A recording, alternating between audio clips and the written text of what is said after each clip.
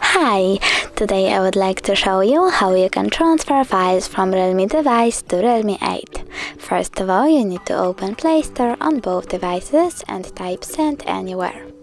Then download this app.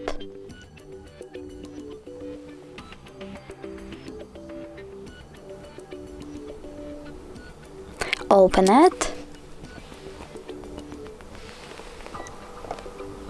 Click I accept, choose confirm, continue and finally allow.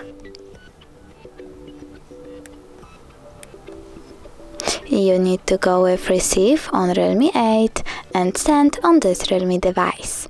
Now tap on all of these dots and click send to send all of your files. But I don't want to do that because it will take some time, so I will only tap on this one photo, click send and choose got it. From here there are two ways to connect. You can either input this password or scan QR code. If you wish to scan the code, click on the scanning icon on Realme 8, then tap while using the app and point your camera at the code.